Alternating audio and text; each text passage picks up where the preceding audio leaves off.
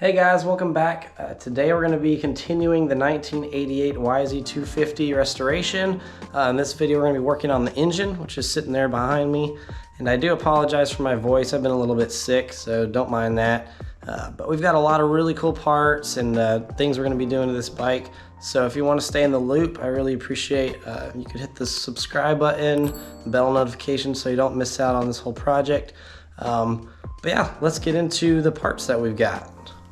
Alright guys, so let's go through everything that we've got for this engine build. We've got it all laid out here. For the piston, I went ahead and got a brand new YZ250 piston. This is a 2mm oversize, and I had to get this cylinder bored to get it to fit. The reason I had to go with 2mm oversize is because this cylinder was out around about 5 thousandths more in the center, so I couldn't quite get away with 1.5 oversize. That's as big as it gets, so the next time it's going to have to get a sleeve, but this will work great for now. We've got some Vertex oil seals here. We've got some Pro X crank bearings, and the seals are sitting here on top. We've got the OEM bearing for one of the cases that had that seal kind of damage the sealing surface. We have a stainless steel bolt kit. We have Athena gasket kit. I decided to get some power reeds. We're going to try those out. I've never actually tried power reeds, but we'll see how that goes. We've got some Honda Bond. I got a replacement cooling pump gear assembly, because if you remember in the last video, this one is stripped out and doesn't stay on the end anymore. So this one's a good replacement. We also got some different shift forks, some replacements. Some of them had some wear on them. So these overall are in pretty good shape. There's a little bit of wear left on this one, but they should work out just fine. Also got a new clutch basket. Also in the last video, if you remember, it was damaged. You can see the fins are broken off of the old one. So this is a good OEM used clutch basket, but it's overall in really good shape. There's a little bits of wear marks on the edges, but really nothing that you can really feel with your finger. Alright, so I went ahead and ran all this stuff through a parts washer just to get all the grease and grime off, so now it's just down to the original finish. I also took out the main bearings and this other bearing that we'll be replacing. So on all the aluminum stuff, the whole engine, swing arm, and all other aluminum bits, I'm going to be using a Scotch-Brite wheel here. And we'll go ahead and just polish everything. So I'm going to be taking this original finish off the engine cases and kind of polish it down to fresh aluminum.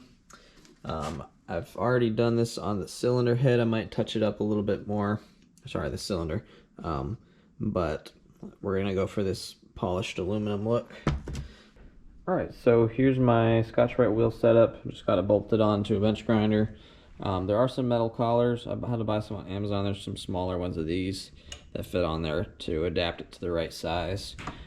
As for the smaller stuff, I've got these little Scotch-Brite wheels. There's different grits and things, and they bolt, put them on the Dremel here. And they do wear out very fast, but you can get in the tighter areas better. So yeah, we'll just be going through and polishing everything.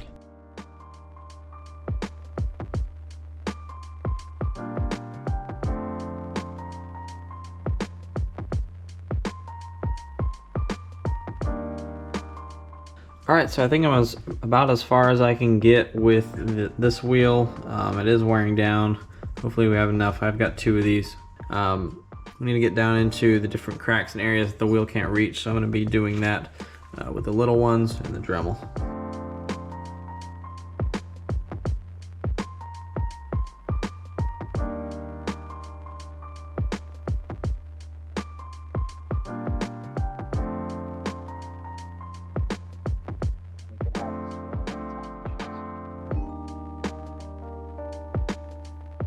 Alright, so we've got the stator cover here, and I already washed it and everything, and I decided that I'm gonna sand this and paint it black, and that'll just kind of give it all a fresh look. It's not the best looking as it is, so I think that'll really just tie it all together better.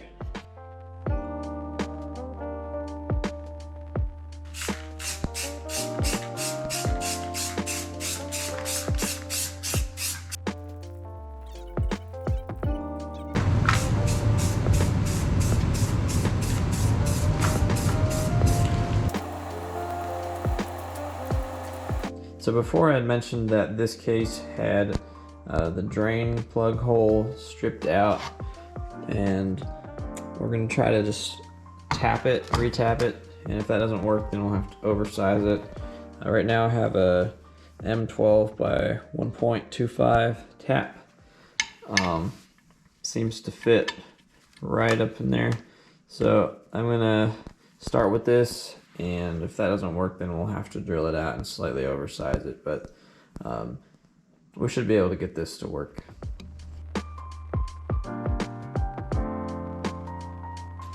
Alright, so let's see how this turned out.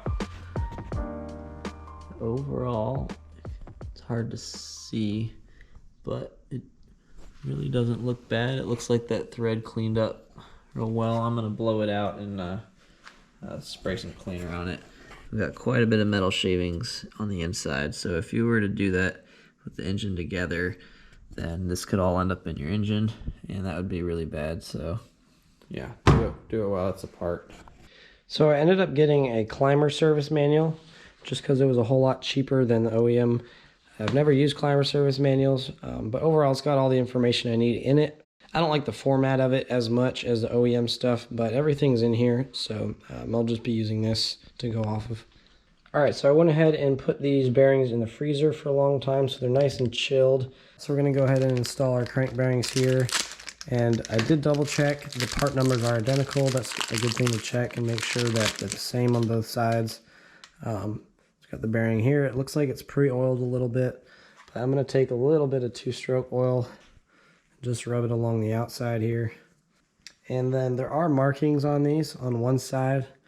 And generally the rule is that you put the markings to the side that you can see them, unless stated otherwise in your service manual, but this will go towards the crank side, so facing up.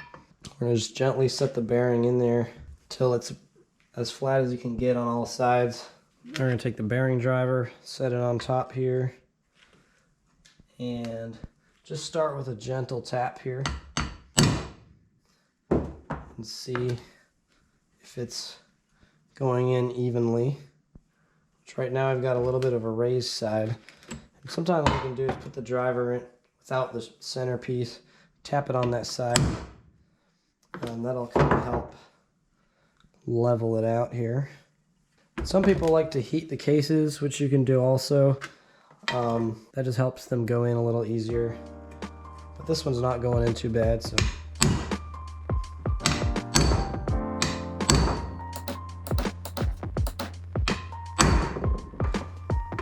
So it felt like it bottomed out, but I'm going to go ahead and just give it one more tap just to make sure it's fully seated.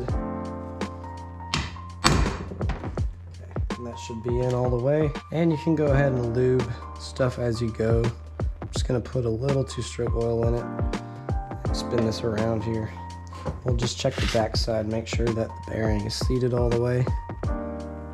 Looks like it is. So I'm going to go ahead and move on to the other side.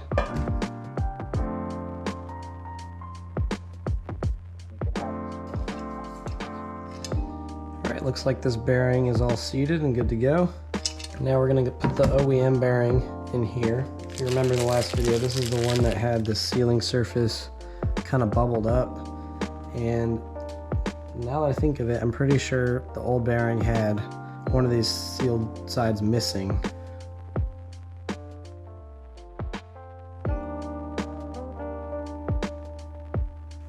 On this particular crank seal, one side has these little fins, and those are going to go towards the bearing, and you need to leave a gap. There's an oil journal in here. You can see it at the top there. I need to make sure that that gap is in line with that journal so that oil can flow through that area. Don't put the fin over top of the oil journal there. And when you drive these in, we're just going to drive it till it's flush and not any deeper. Because this is a deeper groove, it can go further than you want it to go. But it's just going to be flush with the case. And I'm just going to start to press this by hand here. Okay, now we'll find a bearing driver that'll fit.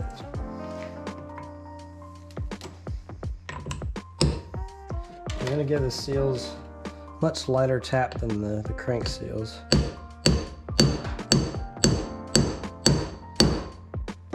sure it's going in straight on all sides. It does look like this side is just a tiny bit deeper, so I'm going to see if I can drive this other side just a little bit further.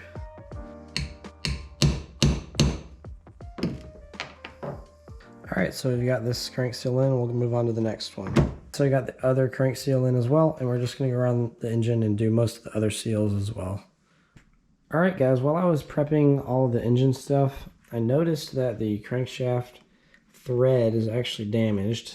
That's something I didn't see beforehand, which is really unfortunate. There's about 2 to 3 threads missing on the top, and they're all very worn down. So the nut that's supposed to go on here, you can see it rattle. It just doesn't really sit tight, and it's also kind of messed up. It doesn't thread all the way in. So I was thinking about this for a while, and I was like, well, could I use some thread lock to hold this on there and clean up the threads? But I'm pretty nervous that by the time all the sprockets are bolted on, or the gears are bolted on here, that it's going to be sitting down on the weak part of the thread out here and not deeper down, because there's a washer that sits here too. And I looked previously, or looked at the case and previously saw that it had backed off this nut and scored the case here. As you can see, this is where this backed off and did that. So after thinking about it for a while, I decided to thread the inside of the crankshaft. I ended up getting a tap, the one that fit the best for the size, and ran this through here and went really deep, but it threads in nice and clean, and it's very tight too. There's no play in it.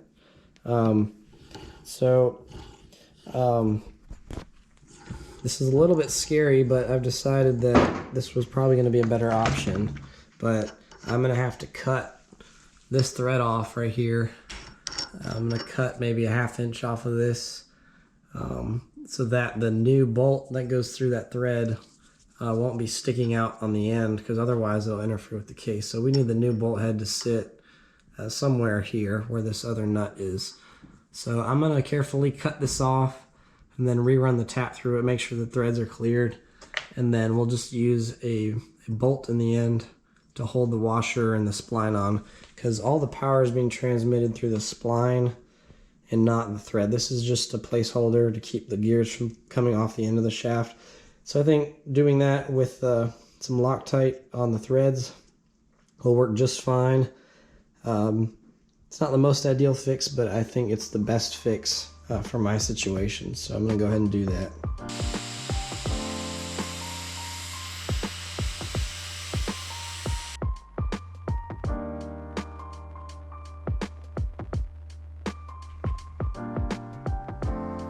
I'm going to go ahead and take a file to this and try to really make that surface nice and flat.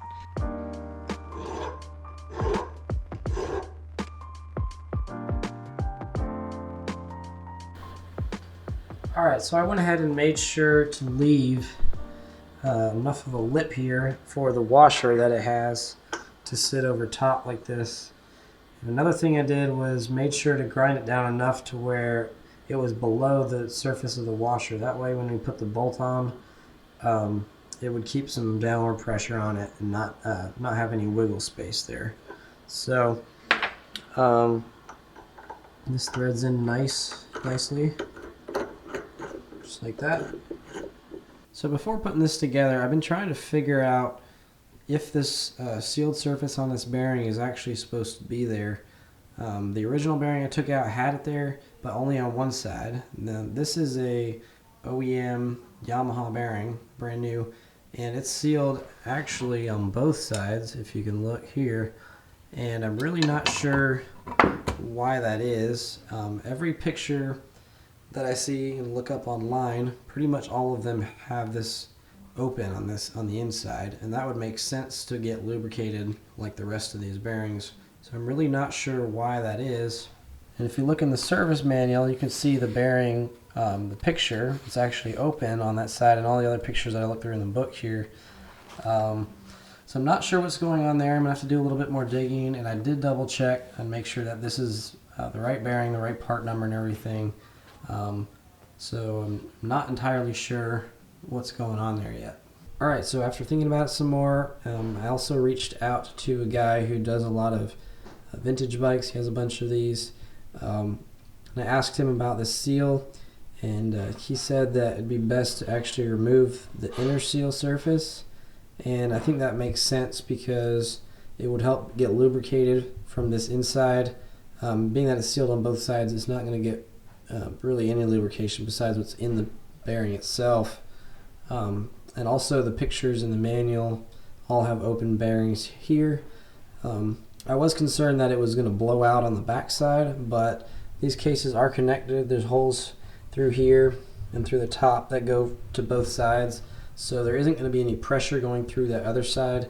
So I don't think it is going to hurt it at all to take this out. If anything, I think it's going to perform better. So I'm going to go ahead and remove that and keep going.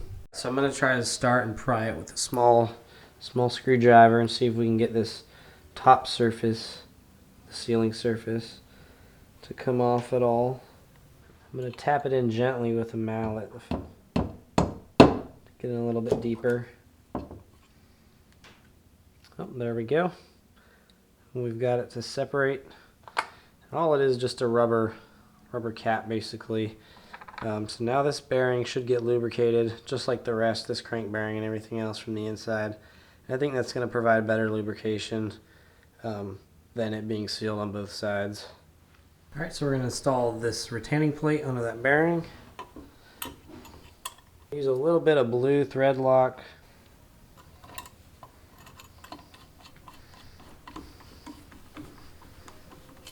We'll just try to get it nice and snug. That's about as far as I can go by hand, so they should be good. Alright, so we're going to install the crank into the left case haft. I had it sitting in the freezer for a while just to help go in a little easier, and I've already oiled up all the seals and everything. So we're going to take this and drop it in slow here. Alright, I think that's as far as it's going right now. I've got this tool threaded onto the end, and I've got some pieces of steel just as a support so it can push off of. And we're going to see if we can pull this through. Also make sure when you do this that the rod is pointed up towards where the cylinder is going to be.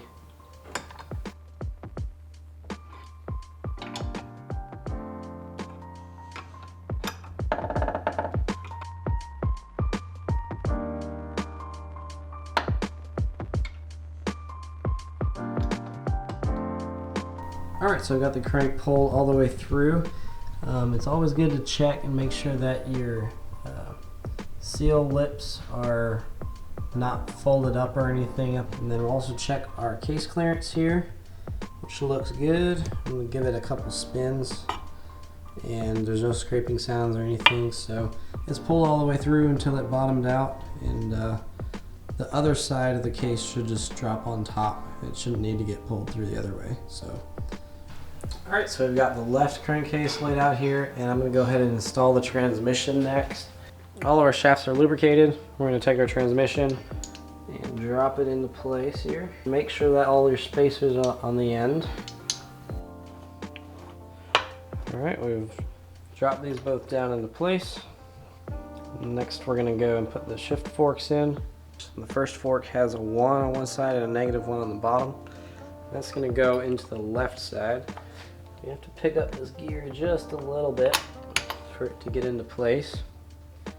Now the next gear is going to be number 3. It has a 1 on one side and a -3 on the other side. This one's going to go on the top right here. And then on the other side it has a 2 on one side and a -2 on the other side. And that's going to go up on the other side. Now we're going to spread the forks out a little bit so we can get our shift drum, and I'll go ahead and oil this up a little bit.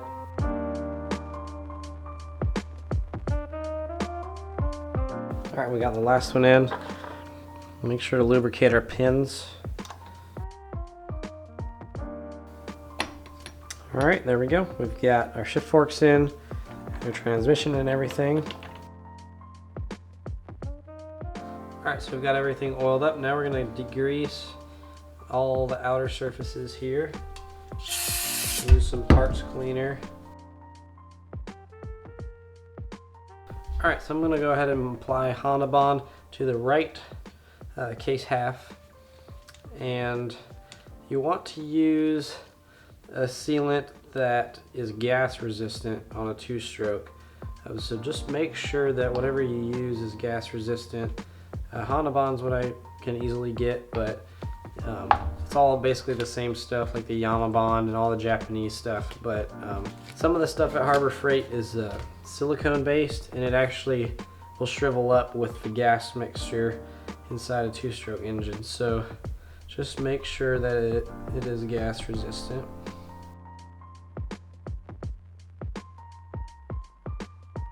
Alright, so we've got a nice layer of Honda Bond on here, as you can tell.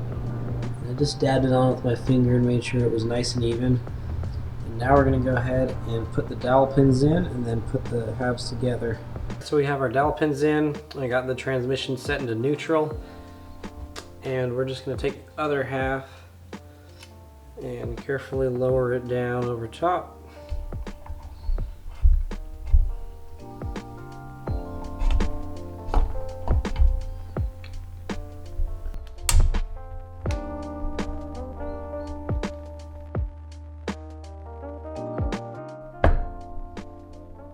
Alright, we got the two halves together. Alright, so we're going to get our case bolts in. And usually I wouldn't do this, but since these are stainless steel bolts, I went ahead and put just a little bit of NICs, all of them, since stainless steel likes to seize up.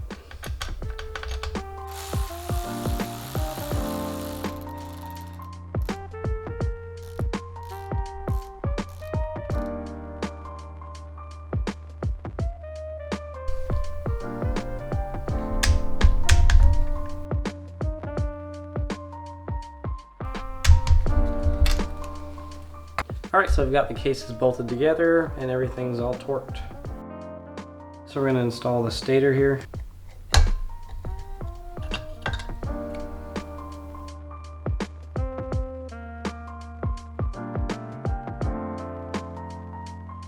Gonna make them nice and snug. So on your stator, just make sure you got your timing mark lined up. You can see it there on the left.